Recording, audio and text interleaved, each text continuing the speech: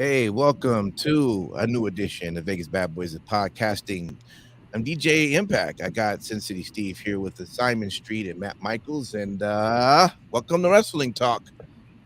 And as you can imagine, after this past weekend, there's a lot of wrestling to talk about. So we're going to knock it right out. Good to see you, fellas. We're about to get right into it with our four-way stop. All right. Sin City Steve, man, what you have for the week? All right, first things first, welcome back, DJ Impact. We definitely missed you, brother. Great to have you. Appreciate it. Also, I wasn't on the show last week, so I didn't have a chance to talk about Forbidden Door. So you're going to notice a bit of a trend with that tonight with me. I hope that the rest of you guys don't mind to talk about WWE stuff. Anyway, Will Ospreay is your new IWGP United States champion after defeating Kenny Omega at Forbidden Door. Yeah, the show was going on, like I said, when we were live last week. But make no mistake, this itself was one of the best matches of 2023, period. The only match, quite frankly, that's up there with it is my original match of the year pick, all the way back at January 4th, their Wrestle Kingdom match. Still is number one so far in my list of match of the year. But quite frankly, the build was great in this, as far as they actually made it feel like as if it belonged in the main event spot on the show. And quite frankly, it should have been. Unfortunately, the match is going to be overshadowed by the Tiger Driver 91. And, you know, it's a shame because the match was fucking great. Yes, Kenny Omega got dropped right on his fucking head.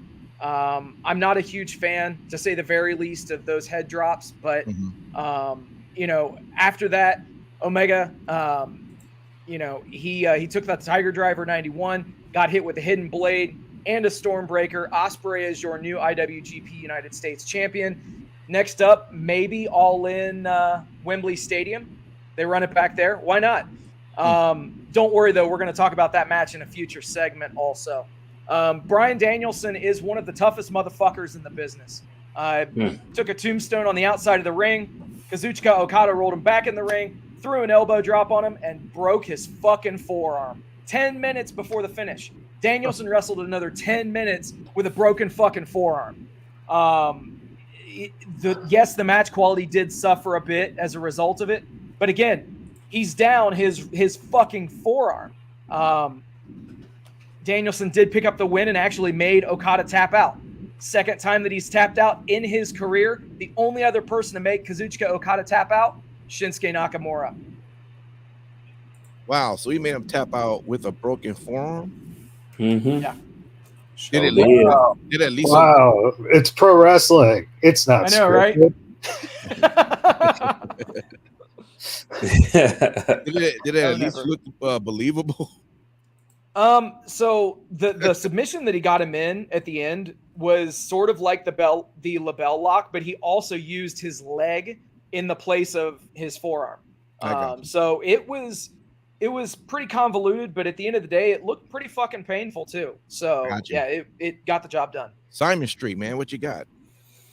Well, you know what? I just got to say, I'm going to go a little bit different and do my four-way based on everything that wasn't Money in the Bank. So with that being said, undisputed WWE Tag Team Championship, Kevin Owens, Sami Zayn versus Pretty Deadly. Good, solid match. And if you had any doubts about Pretty Deadly being on the main roster, watch this match. They do definitely belong.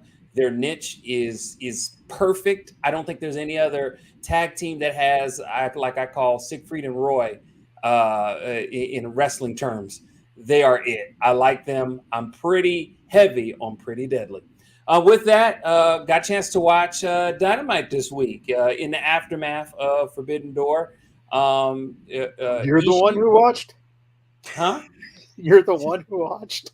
Well, I watched. Yeah, so You don't know the number was horrible for a follow-up. Well, you know what? I watched it for a follow-up because as the blood drips, Moxley bled once again versus his match versus Ishii. Really good. Again, Moxley does good in these types of matches, particularly with strong style or anything like that. It just looks good. I don't think somebody else could have done it. Interesting enough how his wife backstage is like, what's going on between you and your boy? I was like, damn, now you give a shit?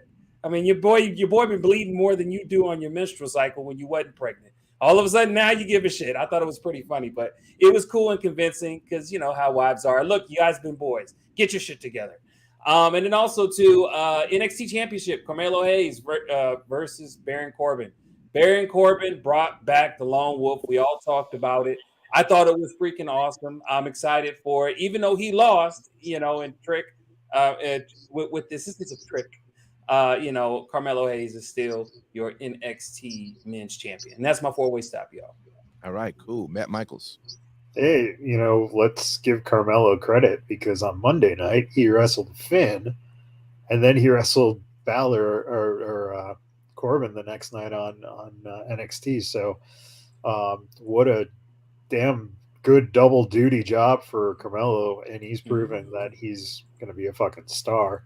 The end of NXT, we saw Braun Breaker storming out of Shawn Michaels' office, and apparently something big is going to be announced next week.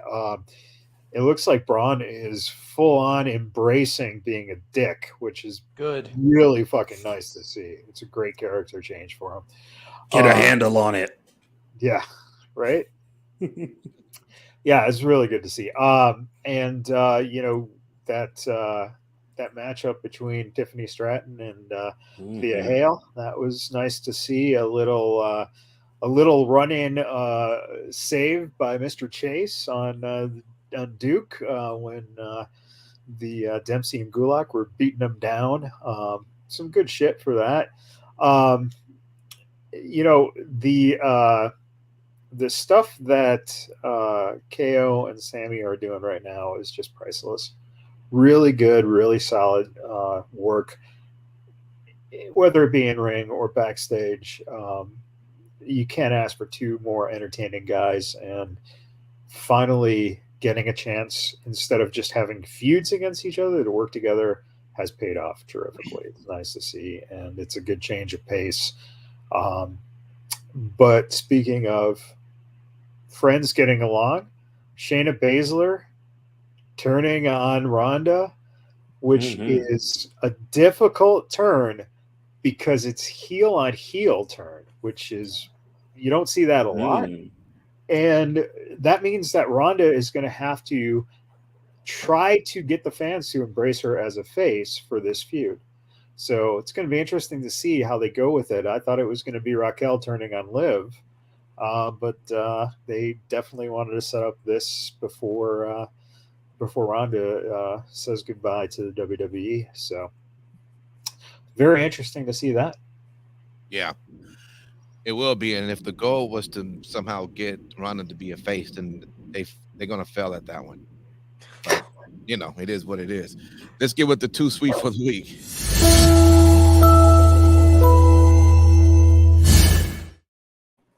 All right, out the gate, John, welcome. It's good to see you, man. He says, hey, Kevin Owens in his backstage segment is gold right now on Raw when Sammy was taunting Imperium, where Baldy was and when Adam Pearce shows up and KO goes, found him, just for Sammy looked at him as to say, dude.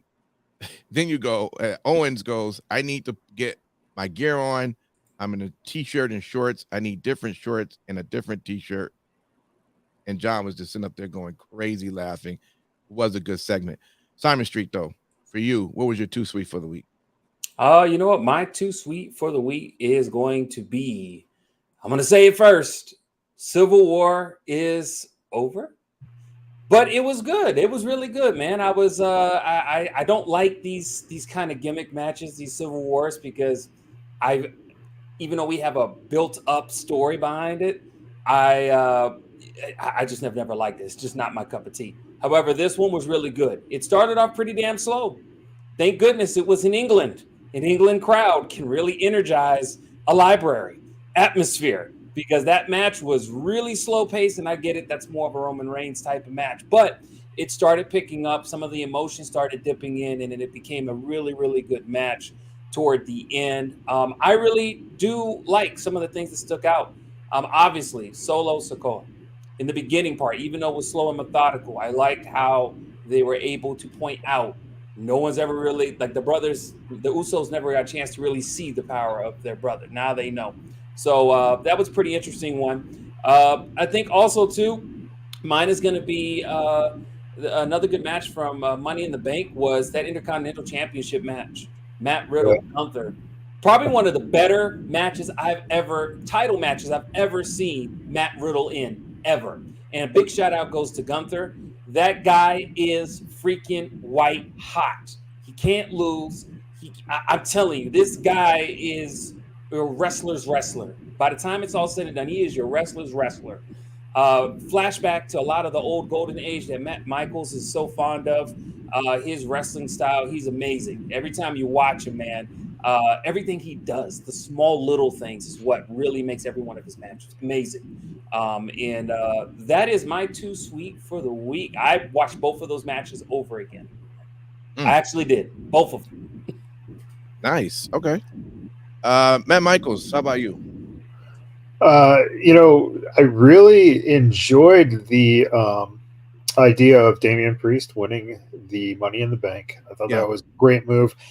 But I even more so enjoyed it in the fact that they teased LA Knight so much right at the end. Just teased it. And that crowd was so fucking behind him that it sets it up for him to be chasing a belt. There's no doubt they can't ignore the fact that he's so fucking over. It wasn't just, it just, when you have that many massive people in a big arena like that, behind someone like that, it was ridiculous to see. But those were the two right guys that kind of finished that match. But Jesus Christ, talk about Logan Paul once again, just fucking doing everything that you can do. That fucking face bump, taking that front bump on that table and just embracing the fact and putting it online that he just got his fucking shit fucking smashed on that was amazing, man. That was just fucking crazy. Talk about Ricochet, now has twice gotten really big viral attention through Logan Paul, which is absolutely great for him. You also got to give credit to Pete Dunne in that match. Just some really good spots with him. I mean, I liked what they were doing with the LWO stuff as well, but Pete Dunne doing the finger pulling on the ladder to look like maybe he's going to win the Money in the Bank. That was some good shit. So I think that match was just perfect storytelling for what it was needed. And the women's match was just as successful in putting Io Sky up there and maybe giving us a little opportunity to see someone else, that isn't Charlotte in the main focus, or the people we've seen, Asuka and it's Bianca. And that whole thing on SmackDown just kind of made me just kind of go, Charlotte, Bianca, Asuka, seen it. Yeah. So, Io Sky, that should be cool. Yeah, I think so. It's good. That's the great thing about having these types of events like Money in the Bank. It does allow the introduction of other people to that we can look forward to seeing some sort of a championship match with. Especially with that mix in there for the women where, you had Trish and Becky. You talk about old hat in there, and they could have easily gone with one of them. So absolutely. Sin City Steve, man, what you got? All right. So, Michaels, just to piggyback off of something that you said in terms of LA Knight, Triple H at the post-show press conference actually said, I know LA Knight was a massive favorite coming into tonight, continuing that ascent. Great things come to those who wait, right? And I think that rise is just getting started. So, yeah, I completely agree with you on that. Elsewhere, how could I not give Bullet Club Gold a 2 Sweet for the week? I mean, it's there, you know? Jay White, Juice Robinson are definitely getting over with crowds, whether it's for appreciative purposes or the mere fact that Juice is just so good at getting on everyone's nerves, which, newsflash, he's a heel. He's supposed to do that. Anyway, yeah, they look to be essential figures on AEW Collision every week, and I'm fucking here for it. Adding the Guns to the stable, it just makes sense. I know that we had talked about that a couple of weeks ago, and it really will help everyone involved. It also looks like we're going to be getting CM Punk versus Jay White very soon, and that was a match that I didn't know that I wanted until these guys started working together. Elsewhere, 2 Sweet to Matt Michaels, your buddy, Tony Khan, for licensing the use of the Final Countdown for Bryan Danielson at Forbidden Door, which was fucking amazing. Extremely well done, and a total surprise to Bryan as well. Danielson didn't know that they were going to be using the Final Countdown, and it actually, made him break character as he was getting ready to go through the curtain there. I still can't believe that they pulled the trigger on giving Damian Priest the Money in the Bank contract. 2 Sweet to that fucking guy for finally getting a push that he deserves. Mm-hmm. And hopefully this is just the start of it. Most people in attendance obviously would have rather had LA Knight walk away with it, but this was extremely well done. And I mentioned here on the show in leading up to Money in the Bank that those were your 2 top guys that would benefit the most from the Money in the Bank would be LA Knight and Damian Priest. Priest has been eating L after L after L. Usually it's a trope with the Money in the Bank briefcase that once you get it, you lose every single match that you have until you cash it in. Hopefully this is going to break that trope. And now that Damian Priest has won that Money in the Bank, who knows? Maybe he'll actually start winning some matches en route to beating Seth Rollins and doing something that Finn Balor couldn't do for that World Heavyweight Championship. Once we get that removal from Judgment Day out of the way and all. Yeah, and he becomes the leader of the LWO. Oh, hey, whatever, man. Fuck it. He was speaking Espanol a little bit more than the members of LWO. Stranger things has happened. Senior Money in the Bank. Yeah, sure. All right, yeah, here we go.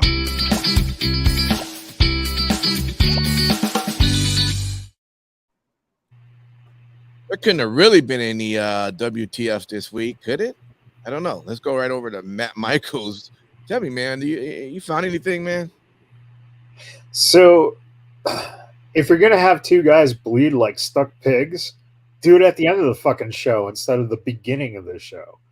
Also, Jesus Christ, can we make it any more fucking boring? Just guys standing there chopping each other for 10 fucking minutes?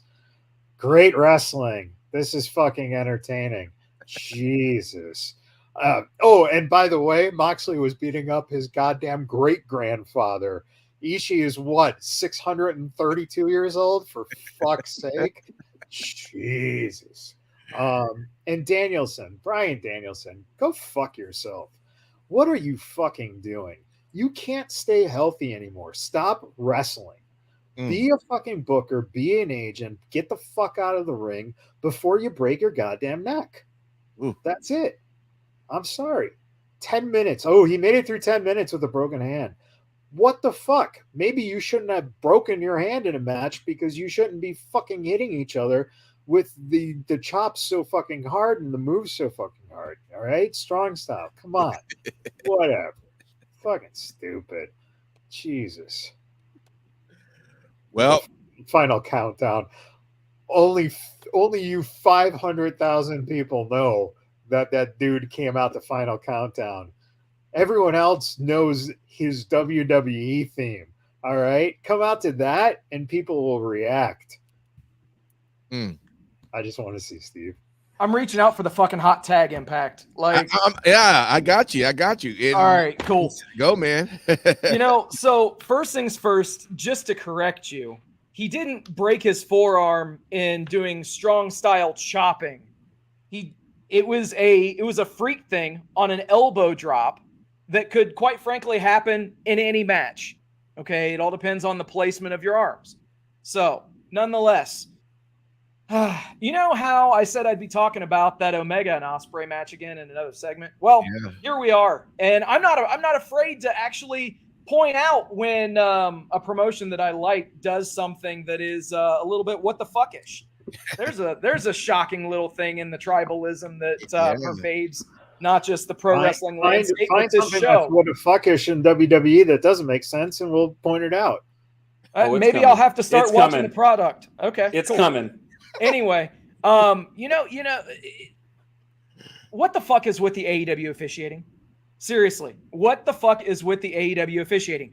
Don Callis gets thrown out of ringside after interfering in that match. And then, of course, at the end of the match, he has to run back out there, come to ringside to pass a screwdriver off to Ospreay. You mean to tell me that Will Ospreay couldn't have just grabbed one from underneath of the ring on his own? Callis didn't have to come back out there. Fuck that. The match was actually hurt because of his involvement in it and the incompetence or perceived incompetence of the official, who just so happened to be Paul Turner. He was made to look like such a fucking geek in that entire situation. Elsewhere, Sting and Darby Allin defeating Chris Jericho and Sammy Guevara in that tornado tag match. That in itself isn't necessarily why this match is being mentioned here. It's being mentioned here because, well, there was a pretty well-known spot that happened in the match.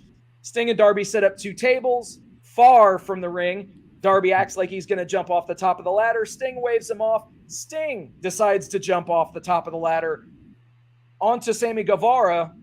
The only problem is that he hit the first table and then hit the side of the table with his face, lacerating him in the mouth and dislodging a tooth. The man is 64 years old. The man is 64 years old. I just had to say that twice. Sting, you've accomplished a lot in the business. You don't need to be doing this shit. Okay? It's what the fuck. And then just a purely subjective what the fuck. But the only thing I hate more than Saturday pay-per-views are Saturday afternoon pay-per-views.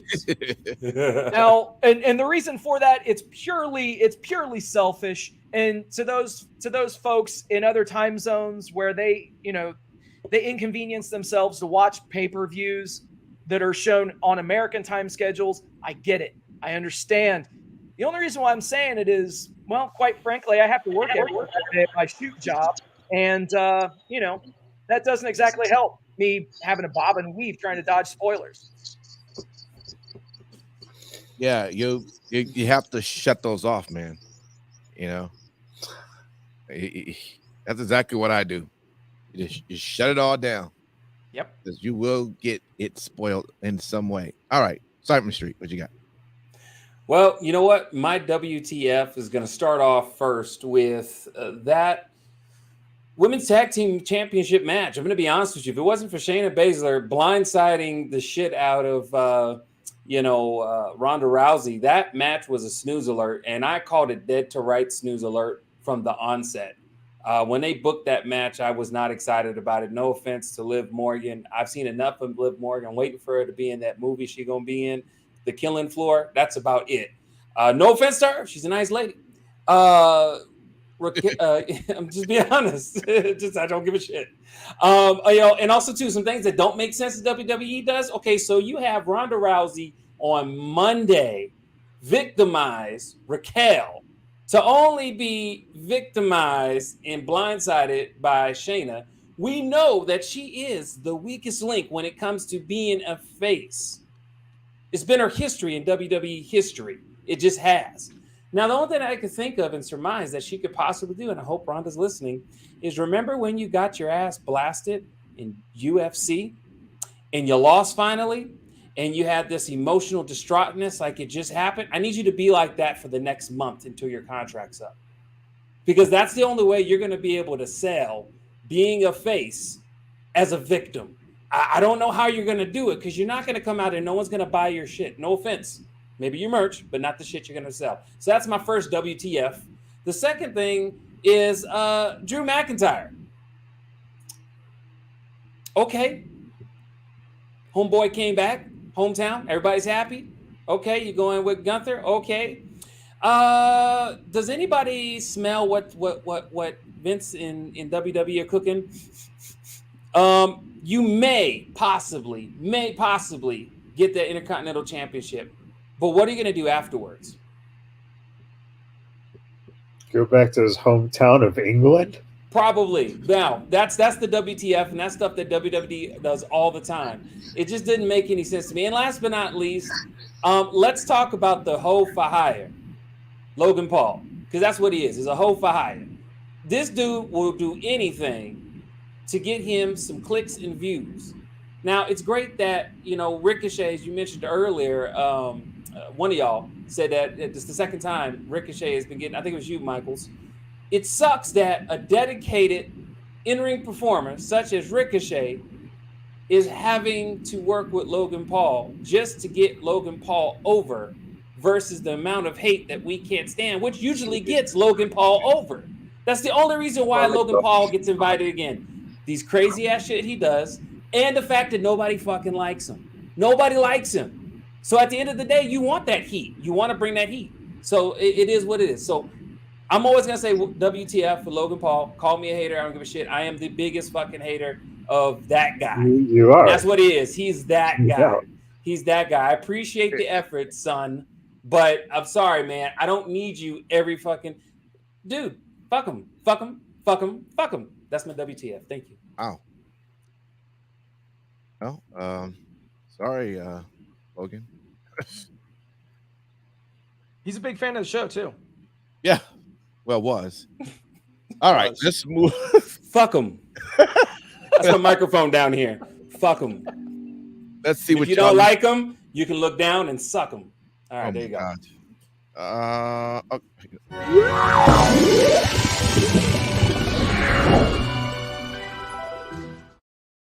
All right. I'll start. I'm looking out for Logan Paul to kick Simon Street's ass. So please, anyone, if you know Logan Paul, please give him the info. Simon will definitely take him on in a fucking fight, a shoot fight, and we'll see what happens. Okay, let's do it.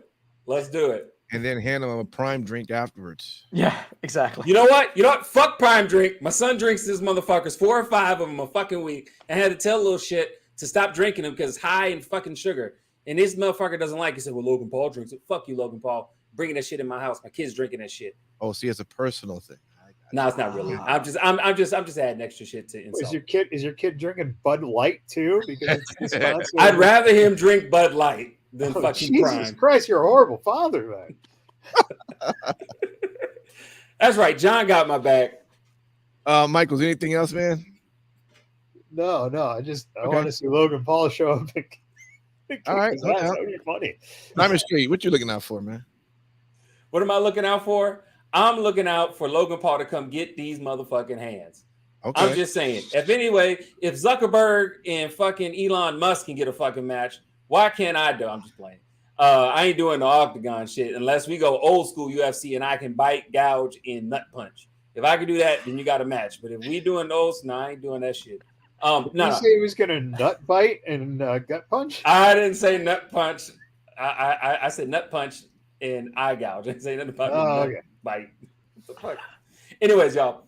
What I am looking out for is I am looking out for just to see what's going to happen in the aftermath come Monday. I have a feeling that it should be a decent little Monday Night Raw. I think I might consume 3 hours as it is put on my television, and we will see what happens. And that's what I'm looking forward to. All right, Sin City, you? All right, so we all know how this MJF and Adam Cole odd couple tag team is going to end up, but that doesn't mean that we can't be entertained and enjoy what's going to happen. I absolutely love MJF as this over-the-top fake friend. That also could be subjective because I know a few guys that actually tend to talk and act like what MJF is doing. So, we'll inevitably get that world title match, possibly at All In, All Out. Maybe if they choose to do a third pay-per-view the week after. Who knows? Yeah, it should be good. Io Sky won the women's Money in the Bank ladder match, as we talked about.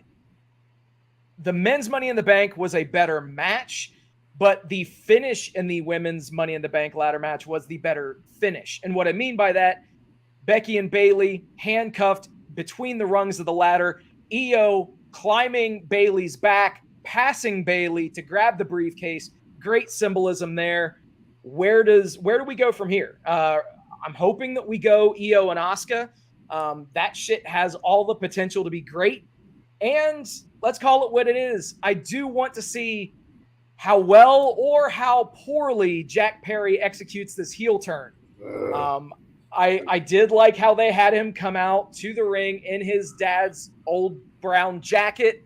At the same time, I couldn't help but notice the resemblance to Christian's exact attire when he would wear the brown jacket and the black shirt.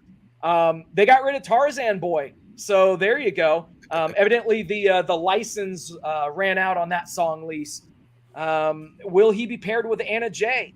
Will he join the JAS? Ideally, you have Sammy Guevara turn his back on Jericho.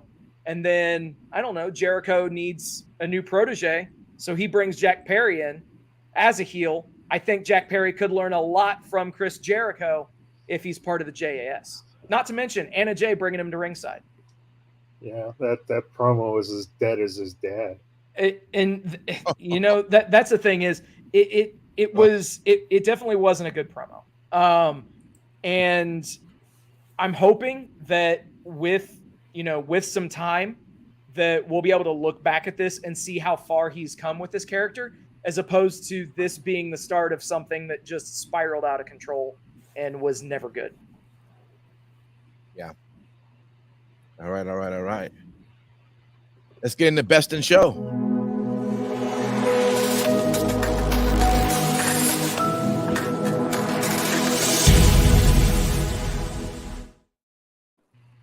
All right, let's see. Simon Street, what's Best in Show this week? Definitely would say Best in Show would be Money in the Bank. For all intents and purposes, as you obviously know what the crowd is going to be like in London. It's huge. And with that amount of energy, you need to have booking that matches that energy. And even in, like I mentioned earlier, like the only match that I could really find fault in that was a little bit of a snooze alert was that women's tag team match. Even that one was good, again, due to the booking, right? And I like how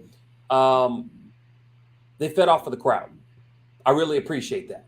I really, really, really, really like that. In every matter, certain people's theme music ran on longer. Hell, I mean, Dominic and Cody Rhodes, I think that match was only made because they know that Cody had to play his theme song in freaking England so they could do, WWE Universe karaoke. And they ran that song longer than I've ever heard. But yeah, great match, great energy. It's always fun. And then hearing about, London possibly hosting a WrestleMania got me excited. I already got my passport. I'm ready to go. Simon Street will return back to a WrestleMania if that is the case. But yes, I would say the Best in Show goes Money in the Bank. Very, very happy with it. All right, cool. Let me go over to you, Matt Michaels. Oh, Best in Show, of course, was John Cena. Period. I mean, first off, no one expected it. Second of all, that crowd was fucking absolutely nuts. And it gave Waller an opportunity, because he's injured, to come out and do something with John fucking Cena. Talk about, again, building these young guys. Huge. That's how you build a fucking young guy. He held his own with John Cena. It's like, dude, I mean, it's fantastic to see that kind of shit happen. Money in the Bank was again another premium live event that delivered, and that's something that seems to be a trend here, where the pay-per-views actually are strong at building to the actual pay-per-view and then starting to set up stuff going into the next cycle of the next month. So it's good to see. Yeah. How about you, Sissy? All right. AEW New Japan Forbidden Door. You knew that I was going to say it. But kudos to WWE for Money in the Bank. I was very entertained. And quite frankly, Money in the Bank has been, as far as I'm concerned, WWE's best pay-per-view this calendar year. And the reason why I'm saying that, night 2 of WrestleMania took it down a couple of notches for me. But all in all, WWE have been putting on high-quality PLEs, as they like to call them, all year. So I have to give them kudos for that. Whether or not you watch the weekly shows, spoiler alert, I don't. I was able to have enough emotional interest into each match because of the video packages. And that's a definite testament to the production team with WWE. So great work by all professional wrestling companies this week, honestly. Impact had a pretty solid show too. So yeah, I'm glad you said that. I be honest with you, while I've been away for the the past 4 weeks, I was on and off with wrestling, and the one thing I really didn't watch much of was Impact Wrestling until last week's show. And I'm going, okay, I was just going a few. Alex Shelley. Yeah. Okay. I mean, I don't have a problem. He's good, but I'm like, okay, whatever. And then that's Scott, transitional champion. Oh yeah.